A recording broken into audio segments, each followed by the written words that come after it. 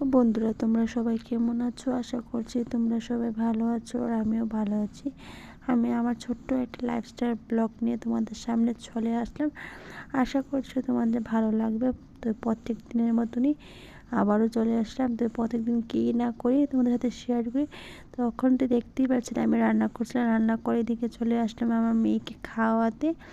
তো এখন আমি মেয়েকে খাইয়ে দিচ্ছি, তো বাসে এখন 7:30-8টার ভিতরে খাইয়ে দিই, তাই রাত্রে আমি ব্লগটা আমাদের সাথে শেয়ার করতে পারলাম না।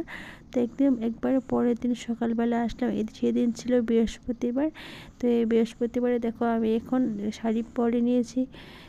তোমরা অবশ্যই জানাবে শাড়ি পরলে কীরকম লাগে আমাকে। আর এদিকে দেখো আমি চাটা পাতিয়ে ধূপ জ্বলিয়ে দিচ্ছি বৃহস্পতিবার কারণে। তো ধূপটা জ্বলিয়ে ঠাকুরকে পুজো দিয়ে তারপর রান্নার যাবো। রান্না কিন্তু আমার হয়নি এখন। তো চলো ব্লগটা দেখতে থাকো, আর আশা করছি তোমাদের ভালো লাগবে।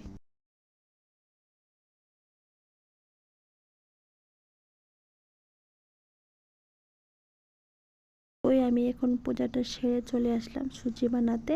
তো সকালবেলা ভাত বানাতে বানাতে তো একটু দেরি হয়ে যাবে, তাই ভাবছি সুজিটা বানিয়ে খেয়ে নিই, তো ছেলেকে দেবো। তো এই সুজিটা বানিয়ে নিয়েছি, দেখতে পাচ্ছ বন্ধুরা। তো এই এটা খেয়ে তারপর তোমাদের সাথে আবার কথা বলছি। তোমরা ব্লগটা দেখতে থাকো, সঙ্গে থাকো। তো এই সুজিটা খেয়ে রান্না চলে গিয়েছিলাম, রান্নাটা শেয়ার করতে পারিনি। এখানে সাজনা চচ্চড়ি, ডাল আর আলু ভাজা রান্না করলাম। তো অবশ্যই কমেন্টে জানাবে ব্লগটা কীরকম হয়েছে। ভালো লাগলে লাইক এবং একটা শেয়ার করে সবাই পাশে থাকবে।